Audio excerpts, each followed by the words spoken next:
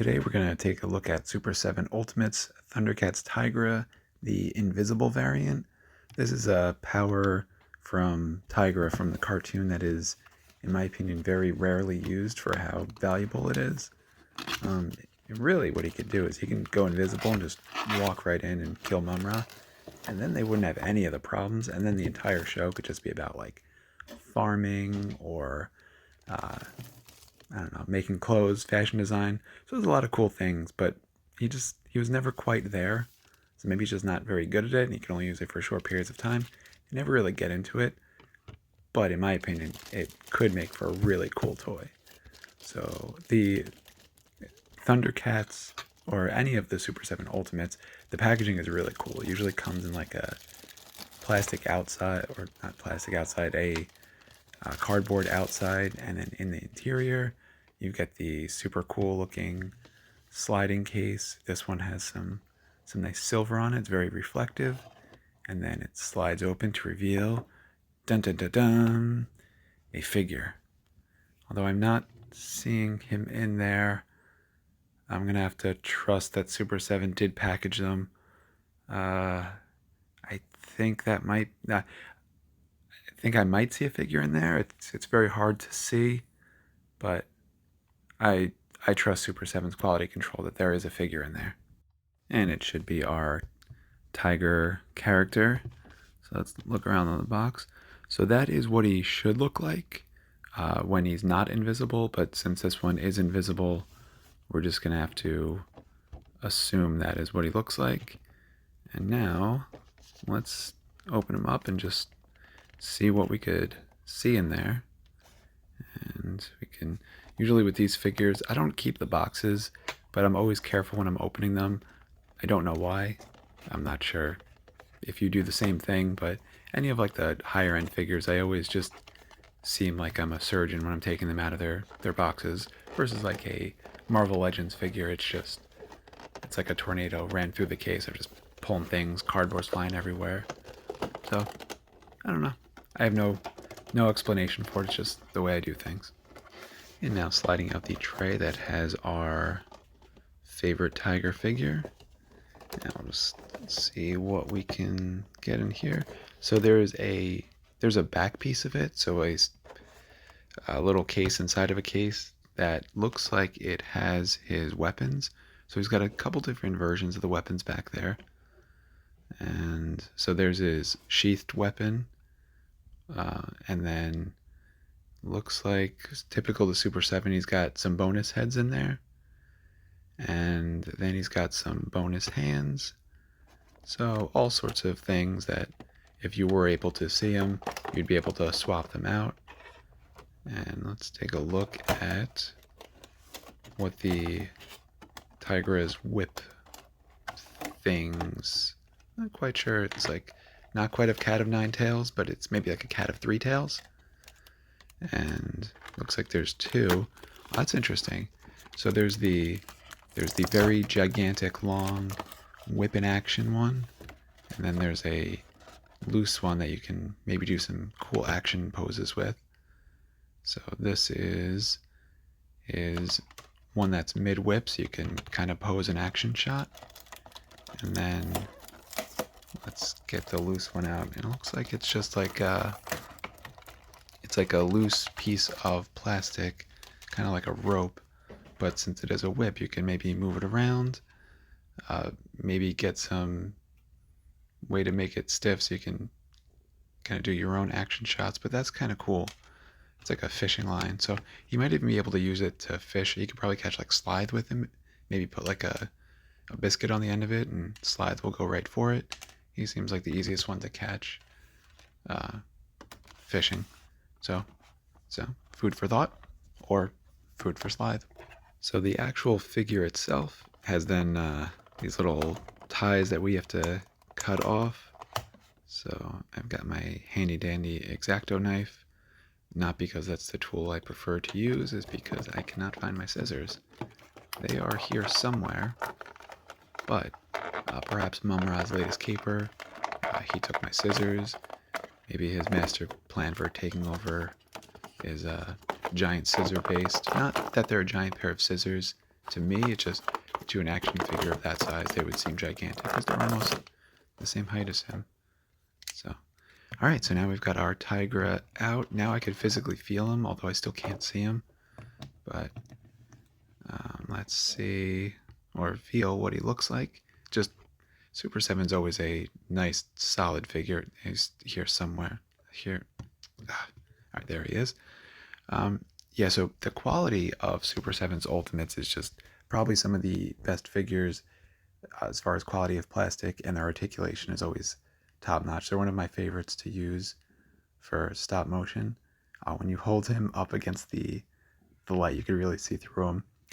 They don't have a lot of the joints that you can see, or like the clips that most translucent figures have. So Super 7 did a really amazing job with just where all of the different pieces go and just making sure that the invisible look is perfect.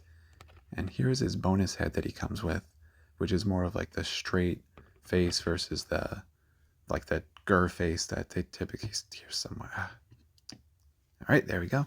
So I'm going to swap out his head because this is the Tygra head that I do prefer.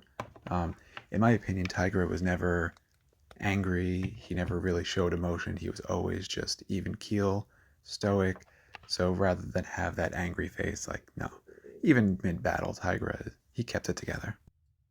So we'll put our figure back there, and let's see what he comes with as far as his accessories.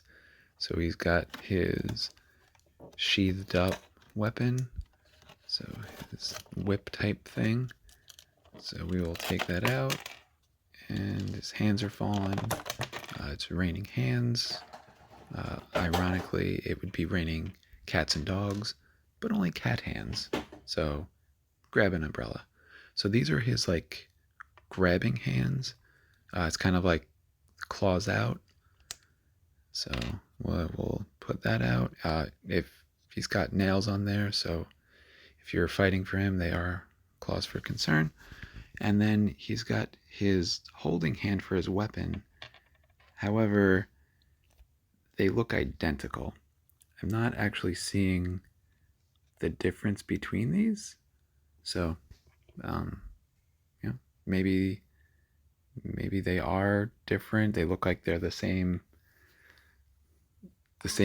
grip to hold them on there. So, I can't really make out a difference. I don't know. If anyone knows anything different about that extra set of hands on there, let me know. I can't tell the difference between them. So I'm just going to leave the one in there to hold his weapon. So he's got his gripping hand, and he's got his claw hand out. And then that is what would be a cool looking figure if we can see him. And now we're going to take the opportunity to maybe put him into an action pose, really test out kind of his articulation and just his balance, which is always amazing on the Super 7 Ultimates figures. So we can bend his feet a little bit, his ankle articulation, his knees, to get him like a crouching tiger, hidden Thundercat, and make him forward, kind of the claws out. And yeah, look at that's just such a anytime you pose the Super 7 figures, it doesn't matter what pose they're in, they just always look amazing. So there's no difference with this one. So I'm going to try something to see if we can get a little bit more of the detail on the figure. I've done this once or twice before, so yeah.